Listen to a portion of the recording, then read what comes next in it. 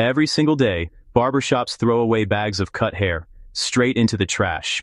What most people don't realize is that human hair is loaded with nitrogen, one of the most important nutrients your garden needs to thrive. I took a free bag of barbershop hair clippings and turned it into a powerful, slow-release nitrogen fertilizer in just 14 days.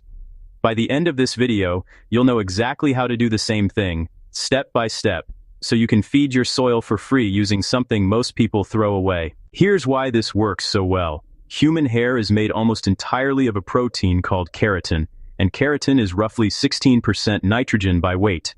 That's actually higher than most commercial organic fertilizers like blood meal or feather meal. When hair breaks down in soil, it releases that nitrogen slowly over weeks and months, feeding your plants without burning them the way synthetic fertilizers can. Hair also contains traces of sulfur, carbon, and other micronutrients that benefit soil biology. As it decomposes, it feeds the beneficial bacteria and fungi that make nutrients available to plant roots. Think of it as a slow-drip nitrogen IV for your garden, steady, gentle, and completely free. This is organic gardening at its most resourceful, and it costs you absolutely nothing. The first step is getting your hands on the hair itself. Walk into any local barbershop or hair salon and ask if you can take their sweepings. Most of them will be happy to give it away because it saves them a trash bag. One average barbershop produces several pounds of hair clippings every single week, so supply is never a problem. You could fertilize an entire backyard garden all season long from just one shop. When you collect the hair, you want to make sure it hasn't been heavily treated with chemical dyes or bleach from that particular cutting session.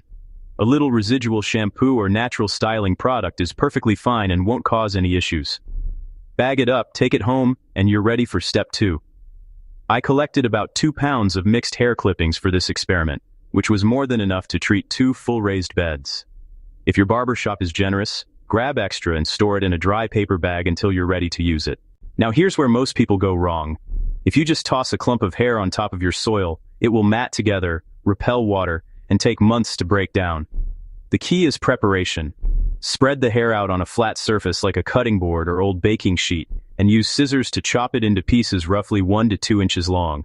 Shorter pieces means more surface area, which means faster decomposition. This single prep step is the difference between results in 2 weeks and a matted mess still sitting on your soil 2 months later. Next, mix the chopped hair with a carbon-rich brown material. I use shredded dry leaves at about a 2-to-1 ratio, 2 parts leaves to 1 part hair. This carbon to nitrogen balance is critical because hair is extremely nitrogen dense. Without enough carbon to balance it, the decomposition process can become anaerobic, which creates odor and slows everything down. Once mixed, moisten the blend lightly with a watering can until it feels like a damp wrung-out sponge, wet enough to activate microbial activity, but not so wet that it's dripping. Get this ratio and moisture level right from the start, and the rest of the process practically runs itself. Take your hair and leaf mixture and place it into a 5-gallon bucket or a small compost bin.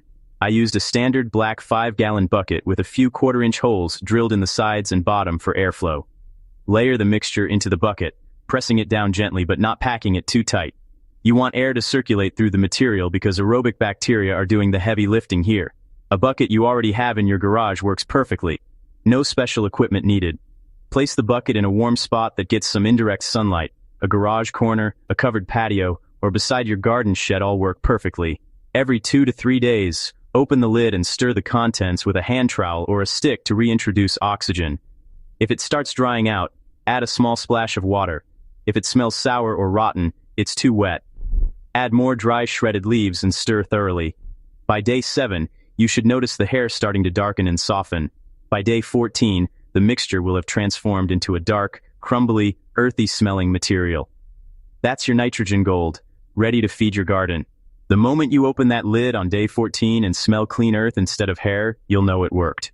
If you're picking up some useful tips so far, take a second and hit that like button. It helps this video reach more gardeners who could use it. And if you're not subscribed yet, go ahead and join the Grow Green family so you never miss a new organic gardening method like this one. Now comes the rewarding part, putting it to work. Take your finished hair compost and spread a thin layer, about a 1/4 inch to 1/2 inch thick, around the base of your plants. Work it gently into the top inch of soil with your fingers or a hand rake. This top dressing method lets the nitrogen continue to release slowly every time you water or it rains, feeding your plants for weeks without any additional effort from you. This is the kind of set it and forget it amendment that works perfectly for gardeners who want results without constant maintenance. For raised beds, mix 1 to 2 cups of the finished hair compost into each square foot of bed space when you're preparing for a new planting season. For container gardens, blend a handful into your potting mix before transplanting. The beauty of this fertilizer is that it won't burn your plants like synthetic nitrogen because it releases gradually as soil microbes continue breaking down the remaining keratin fibers. You're not just feeding the plant, you're feeding the entire soil ecosystem. That's the real difference between organic methods and pouring chemicals on top of dead dirt. Within 2 to 3 weeks of application, you'll start noticing the difference. Plants fed with hair compost typically show darker, richer green foliage, a visible sign that they're getting adequate nitrogen. In my 14-day test on 2 raised beds of spring lettuce and young tomato transplants, the bed treated with hair compost showed noticeably more vigorous leaf growth and deeper color compared to the untreated control bed. The visual contrast alone was enough to convince me this deserves a permanent spot in my fertilizer rotation.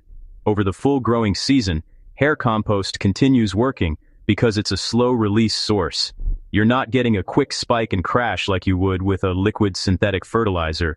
Instead, you get steady, consistent feeding that keeps soil biology active and your plants healthy from root to leaf. This is the kind of low-cost, zero-waste amendment that makes organic gardening sustainable for the long haul. And all it cost me was a 5-minute trip to the barbershop. If you've been spending money on store-bought nitrogen supplements, this one change could save you an entire season's worth of fertilizer costs. And unlike synthetic options, you're actually improving your soil structure every time you apply it, building something better for next season and the season after that. This is how you stop buying fertility and start building it permanently into your garden. Let's recap. You collected free hair clippings from a local barbershop. You chopped them up and mixed them with dry leaves to balance the carbon to nitrogen ratio. You composted the blend in a 5-gallon bucket for 14 days with regular stirring and moisture checks.